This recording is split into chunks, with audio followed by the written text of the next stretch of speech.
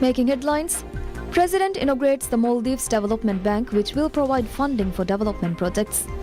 Economic Minister states that the current government has worked to strengthen the economy in ways unparalleled by any previous administration over the past years.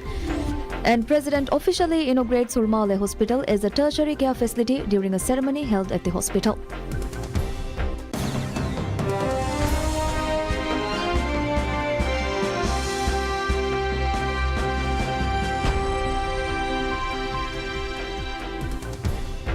Bismillahirrahmanirrahim. Assalamu alaikum. Hello and welcome to PSM News in English with me, Mariam Shamshat. President Dr. Mohamed Muizzu inaugurates the Maldives Development Bank, which will provide funding for development projects. The first ever investment bank in the country has been established by President Muizzu, fulfilling a key presidential pledge. The government aims to offer loans for significant development projects and large private investments at low interest rates through this new institution. The President announced the establishment of Maldives Development Bank Limited on 16th May this year. The Privatization and Corporatization Board appointed 3 members to the bank's board on 21st August. 2 global financial experts were also appointed, Aruni Guntelike as chairperson and Noel Gregor Patterson-Jones as Chief Executive Officer, CEO. Minister of Economic Development and Trade Mohammed Said stated that the Maldives Development Bank will act as a partner in funding development projects in collaboration with both domestic and international financial institutions and investors.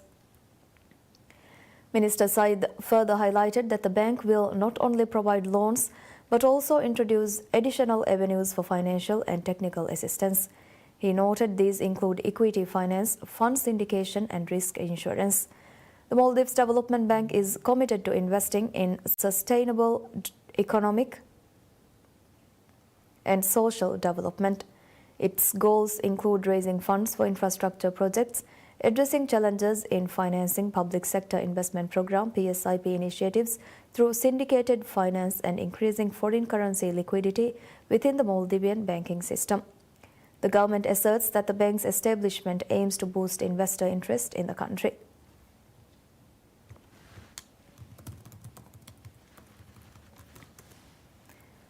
Minister of Economic Development and Trade Mohammed Said states that the current government has worked to strengthen the economy in ways unparalleled by any previous administration over the past year. The minister made these remarks at the inauguration of the Maldives Development Bank. Minister Said criticized the previous government, claiming it had undermined the economy over a 5-year period. He asserted that challenges faced by the economy over the past 50 years were neglected by previous administrations, but significant steps have been undertaken in the last year to address these issues. The minister highlighted key measures including reforms to tackle the foreign exchange crisis, addressing long-standing unsustainable and ineffective subsidies, and implementing initiatives to rationalize excessive political spending. Speaking about the Maldives Development Bank, Minister Said described its establishment by President Dr. Mohamed Muizzu as a pivotal step in revitalizing the economy under a forward-looking policy framework. The bank will play a vital role in financing infrastructure projects, supporting private enterprises and fostering economic growth and sustainability. According to the minister, the bank will become a cornerstone of the country's economic framework. Minister emphasized that significant work remains to ensure the bank's success. He noted that the Maldives Development Bank will also help expand other financial services such as investment banking, wholesale banking, asset management companies, hedge funds, maritime insurance services and Islamic finance. Minister Said further announced that legislation on the financial sector will be presented to Parliament in the coming weeks to broaden the financial sector and promote a green economy. The proposed International Financial Centre will be developed with support from the Qatar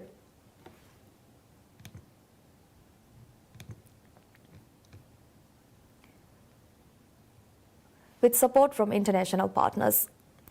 The CEO of the Development Bank of Maldives, DBM, Noel Gregor Patterson-Jones, states that the DBM will play a crucial role in the Maldives' journey towards becoming a developed nation. He made these remarks at the official launch of the Development Bank of Maldives, DBM. In his address, CEO Patterson-Jones highlighted that the bank will be instrumental in elevating the Maldivian economy to new heights.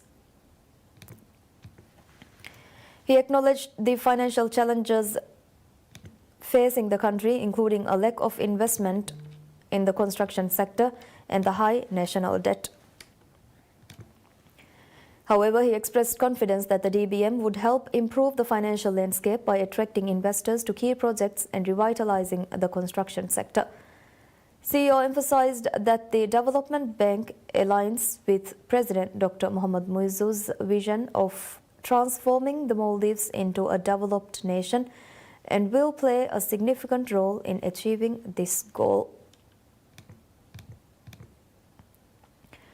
The DBM is committed to investing in sustainable economic and social development, raising funds for infrastructure projects, addressing financing challenges for public sector investment program PSIP initiatives through syndicated finance, and boosting the availability of foreign currency in the Maldivian banking system. The government asserts that the bank was established to increase investor confidence and interest in the country.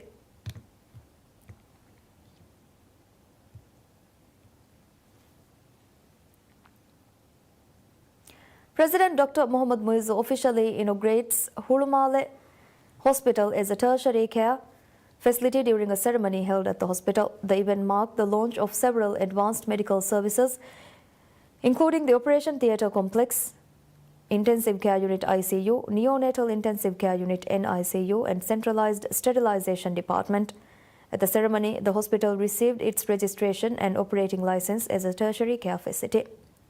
Following the inauguration, President Dr. Muizzu viewed a video presentation on the newly introduced services, toured the upgraded facilities, and engaged with staff to learn more about the services provided. Speaking at the event, Dharmamant Hospital CEO Ibrahim Abdul Razzaq Halim commended President Dr. Muizzu's vision for revolutionizing the health sector by introducing new services and enhancing existing ones. Halim highlighted the government has already allocated the necessary resources, including skilled health workers and funding to elevate the standard of care across hospitals in the capital city. Among the upgrades, the hospital's Operation Theatre Complex now includes 4 state-of-the-art operating rooms catering to ophthalmology, orthopedics, gynecology and general surgery.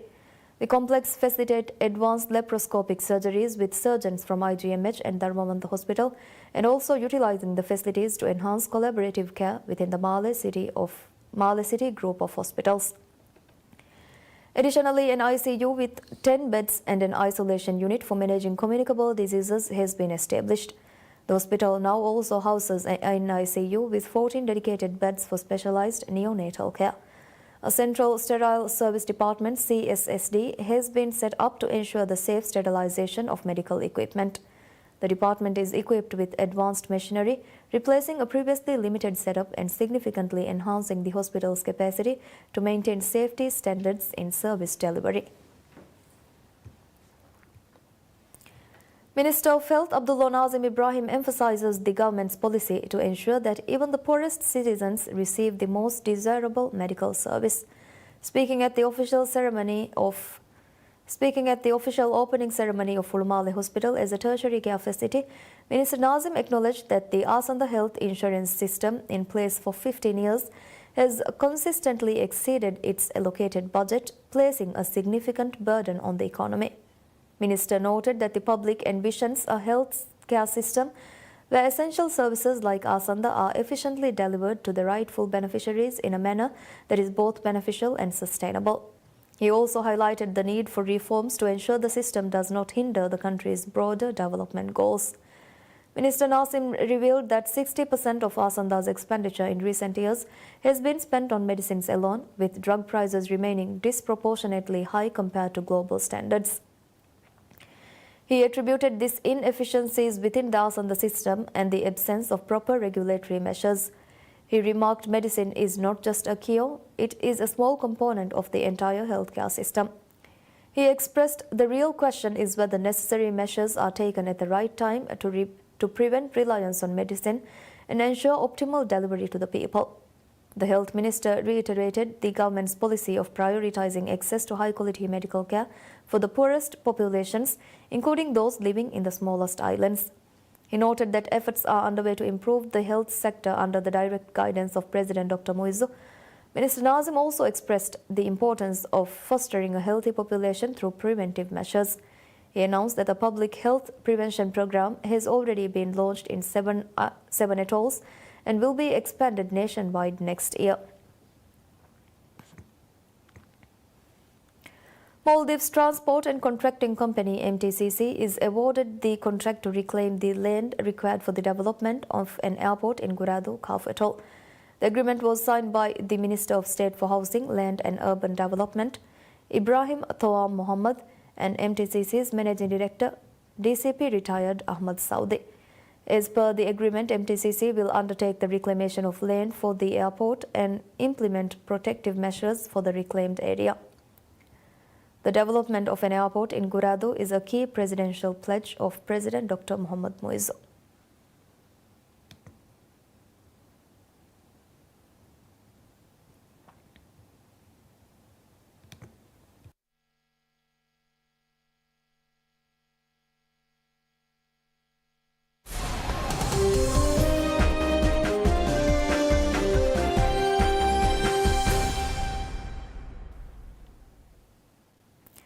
Nigeria and China agree a new partnership on clean energy and green industrialization. The MOU was signed during a high-level forum of the South-to-South Cooperation on Climate Change held at the Chinese Pavilion in Baku. Nigeria's Minister of Environment Balarabe Abbas Lawal and his Chinese counterpart Huang Ronqi of the Ministry of Ecology and Environment China signed the Memorandum of Understanding on behalf of their governments. Climate change remains one of the most significant threats impacting everyone and everything across all borders, but acute in vulnerable regions such as Africa and Nigeria. To be specific, truly calls for this high-level forum of South-South cooperation on climate to scale Nigeria's energy transition efforts. The MOU just signed now is trying to establish a relationship between Nigeria and the People of China in the area of energy, clean energy particularly, and also in the area of green industrialization. We are looking at very 13 areas within Nigeria. For example, we are looking at Lake Peninsula, we're looking at the northern belt and areas like that. So this is just the beginning of a relationship between us. This COP must be a moment for multilateralism, for international cooperation, for standing up for each other, showing solidarity, working together and building a common future. Nigeria and China have come a long way in many things, and the South-South cooperation provides a powerful platform to amplify voices, share resources, and exchange knowledge. And by working together, climate resilience can be accelerated through initiatives in technology transfer, capacity building, and financial support.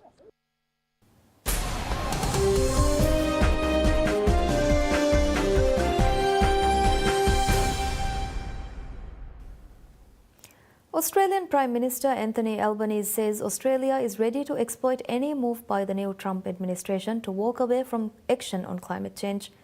Anthony Albanese is at the APEC summit in Peru, where he is talking up green tech investment opportunities in Australia.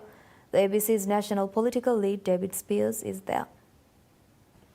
The two discussed trade and military cooperation, but inevitably the conversation turned to Donald Trump. He is a constant theme amongst world leaders who are gathering here in Lima. There's concern, of course, about the trade implications of the second Trump presidency. He is promising sweeping new tariffs. But when it comes to climate change, Anthony Albanese is looking for opportunities. Potentially, given Australia's position in the world and the resources that we have, there are potential benefits if there are changes in US policy.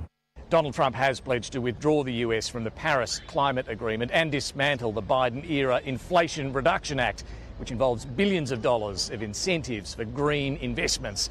Australia doesn't have quite the same scale of incentives on offer, but Anthony Albanese is trying to convince investors to look at what is available in Australia. China's President Xi Jinping has also arrived here and has opened a massive new port funded by China here in Peru. He'll hold his final meeting with the current US President Joe Biden on Saturday.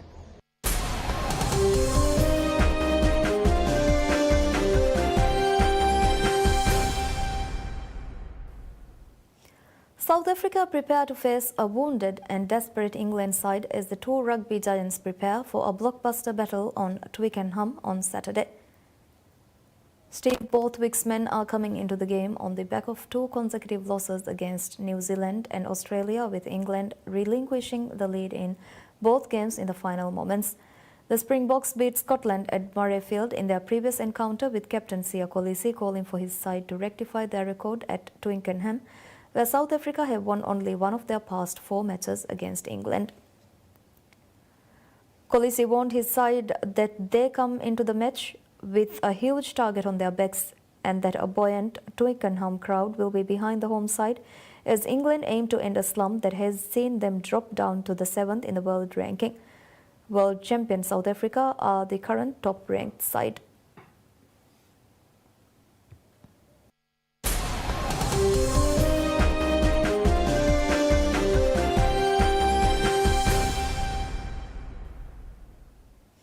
It blooms for just a few hours and smells like rotting flesh, but that didn't stop thousands of people lining up for hours at Geelong's Botanic Gardens to see and smell a rare flower. The aptly named corpse flower came into bloom, but the once in a decade show is already just about over. 10 years in the making, a few hours in full bloom. There's definitely something in the air in Geelong. I've been following it on Live's cam, and so we jumped in the car and came because I said it's open. We've waited 2 hours to get in, so I think it was worth the wait. The Titanarum, also known as the corpse flower, produces one of the largest flowers in the world, and it's well known for its distinctive scent, obvious even to those with a blocked nose. I can't sniff it because I don't got good sniffing. But I thought I sniffed something. It was very stinky. It wasn't as bad as what I thought it was going to be. It came in wafts. It was like, Yeah, definitely. like possum poo. Thousands of botany lovers visited the Geelong Botanical Gardens to witness the event, with some coming from as far as Adelaide to get a glimpse and a whiff of the rare plant.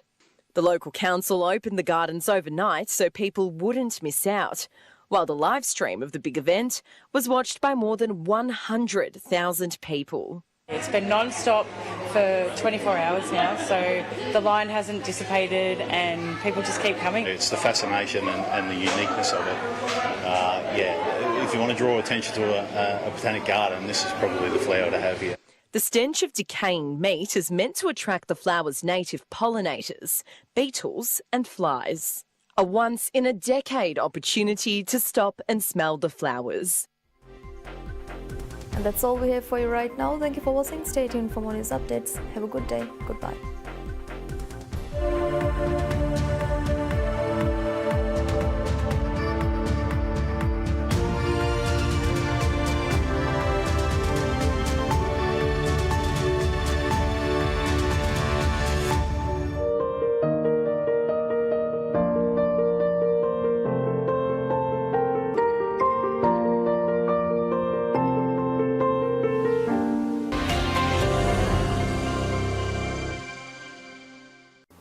ರಾಜ್ಯಕ್ಕೆ ಎಕ್ಸೋದಂಗ್ ಅಣ್ಣಮುಂದ ಬದಲ್ತಕ ತರಗ್ಗಿಗೆ ಮಶ್ರೂತಂಗ್ ಹಿಂಗ ನುಹಿಂಗ ಗೊತ್ತಿಗೆ ಮೌದು ಮಾತ ಆಮು ರೈತು